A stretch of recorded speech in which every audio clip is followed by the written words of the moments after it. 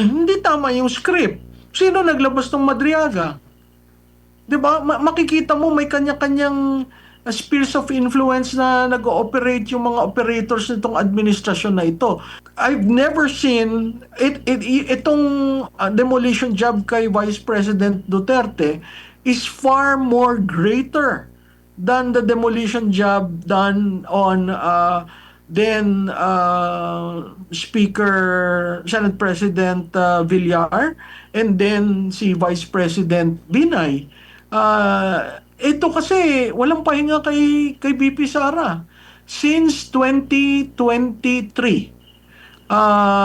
So makikita mo, parang lahat ng plano nila ipolitika, parang lahat ang plano nila gamitin ang pondo ng bayan para sa politika na makakatalo kay Sara Duterte at mapropromote ang kanilang kandidato. Sa tingin niyo po, maapektado yung kanilang political capital din dito, ma'am? Kasi nabanggit ni Vice President Sara, yung mga paninira sa kanya. Ano yan, bahagi yan ng pagharang sa kanyang posibleng kandidatura for 2028. Hindi po ba sa mga nakalipas, merong sisiraan, meron ding nagpapapogi. Kaso, hindi epektibo yung kanilang paninira, hindi rin epektibo yung kanilang pagpupogi po, Prof. Oo, Admar, no? Sa tingin ko, dapat pag-aralan nila yung strategiya nila. Kita mo yung kay Madriaga, biglang nag-fall ng dot. Di ba? Parang ang init-init nila, grabe ang salsal nila sa media. Nung sinabi ni BP Sara, hindi ko yan kilala, hindi ako pumupunta dyan jail, Bureau of Jail. Tapos bigla nagsabi si Secretary Remulla, hindi siya ang pinupuntahan, iba. So, hindi tama yung script. Sino naglabas ng Madriaga? 'Di ba? Makikita mo may kanya-kanyang spheres of influence na nag-ooperate yung mga operators nitong administrasyon na ito. They may not necessarily be aligned with the administration, pero sige, bugbugin nyo ng bugbugin si Duterte. Pero reverse ang nangyayari. Imbis na nawawalan ng lakas si Vice President Duterte, siya pa yung umaangat. Clearly, hindi siya nag-benefit dyan sa flood control projects. Hindi siya kasama dyan sa kaguluhan na yan. When compared to the Intelligence and Confidential Fund, napakaliit yung kanya at nawala na noong 2024. Trabaho lang siya ng trabaho. So, makikita mo talaga nagba-backfire. Pero, ang sense ko, ipagpapatuloy nila yan kasi parang 8 individuals na ang inooperang tumakbo. So ang makikita natin senaryo sa 2028, marami siguro tatakbo para hatiin ang boto. So I've never seen itong demolition job kay Vice President Duterte is far more greater than the demolition job done on then Speaker Senate President Villar and then si Vice President Binay. Ito kasi walang pahinga kay BP Sara since 2023.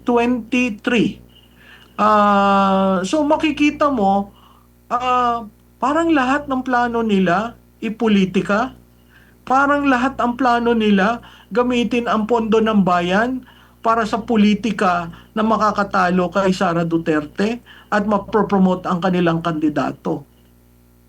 Pero kapansin-pansin, ma'am, yung mga ganitong klase din po ng mga paninira, di ba, hindi rin ito naging effective kahit pa noon pa, kahit sa panahon ng tatay niya, kahit nung tumatakbo pa sila sa posisyon, tumatakbo yung tatay niya sa pagka-presidente, during sa kanyang termino, bumaba siya, may mataas na grado. Itong si Vice President Sara naman, galing sa LGU, galing sa lokal, naging national figure. Ganun din mataas pa rin yung kanya pong grado sa taong bayan. Parang hindi sila natuto sa kanilang mga nagiging hakbang. Parang akala nila na yung nagawa sa nabanggit nyo po kay Senate President Villar and si former Vice President Binay, Binay. tingin nila naging epektibo, pero meron na silang meron na silang history during sa past administration na sa kabila Mhm. ng paninira, siguro nagtagumpay sila doon sa pagpapadala sa ICC, pero yung paninira parang hindi nagre-reflect sa mata ng taong bayan. Well, Admar, dalawang bagay kay Presidente Duterte. Unang-una, lumabas siya sa administrasyon niya, natapos siya with the highest approval rating in presidential history. Pangalawa, yung rendition na ginawa sa kanya sa ICC, no? Yun paulit-ulit na sa tingin ko ang supporter base ng Duterte lumakas dahil dun sa nangyari. Nakita naman natin ng 2025 election. So yung mga ibang analyst na nagsasabi na wala na, nanghina na ang Duterte, wala na mga OFW, yun ay propaganda. Dahil nakikita naman natin no, ang tulong na ginagawa from The Hague and in other cities of and countries of the world na pag pumupunta doon ang vice presidente talagang sinasalubong siya. Ang difference lamang between Presidente Digong at si Vice President Sara, si Presidente Digong kasi surprise hindi siya nasa realm ng national politics, sinupresa ang lahat. Kaya nagulat ang taong bayan, no? Very authentic leader. Hindi nga natin sa national politics kasi hindi sanay ang taong bayan sa nagmumura o yung pananamit, etc., etc. Pero pag nakita mo si Vice Presidente naman, nanilbihan ng national. So ang nakikita kaagad yung attitude ni Vice President, nakikita yung work ethic niya, nakikita na diretso na ako ang pinaka top of mind ko nung sinabi niya wala naman akong barkadang politiko, wala namang malapit sa akin. Tapos itong Kapaskuhan nung sinabi niya na ba't naman ako mag-greet, di ba? Ang mga salitang yan, never mong naririnig sa national leaders. So, makikita mo na ito ako. Tanggapin nyo ako o hindi, ito ako. Unlike yung pumapasok sa national, talagang iniiba ang imahe to suit. Etong si Vice President Sara Duterte, hindi.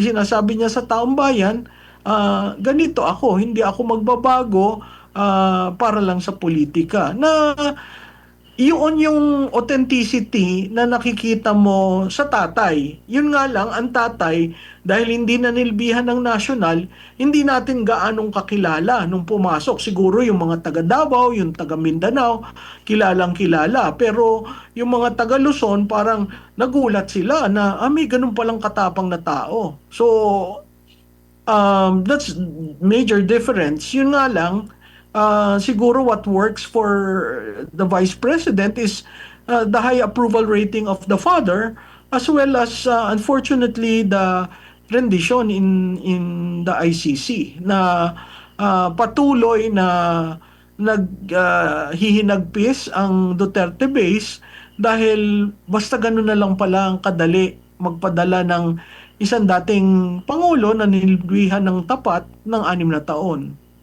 Opo, siguro bilang panghuli na lang po, ma'am, ang ating mga kababayan siguro na busy lang ba ngayong panahon ng Kapaskuhan, pero babalik yan after ng New Year, maalala pa rin nila na merong ganitong ipinangako ang presidente at hanggang ngayon wala pa rin ang naging pangako, yung mga tingin nila ay sangkot dito sa sa anomalya.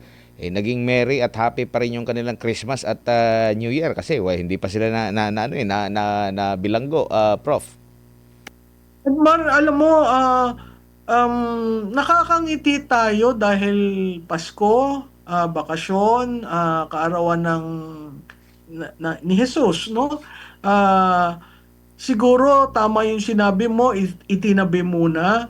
Pero itong sa pagre-resign ni Fajardo, sa pagkamatay ni Yusek Cabral, sa mga press conferences ni Congressman Leviste, sa pananalita ng isang governor ng Batangas, ah, lalong nagiging masidhi ang hinaing ng bayan, lalong nagngingit-ngit ang Pilipino dahil patuloy na binubudol sila dito sa mga nadidiscover natin. Hindi maliit na pera ang 1.2 trillion na nawala ng 3 taon. Hindi maliit na pera ang 6.7 trillion na aaprubahan sa 2026 budget. Kaya napakahalaga na tayo'y continue natin ang ating pagsunod at huwag tayong bumitaw kasi alam naman natin na pag bumitaw ang media, bumitaw ang taong bayan, walang mangyayari. At sana hindi na tayo maulit na magkaroon na naman ng Napoles 2. Pero this time around, institutional na at syndicated na ang pambubudol.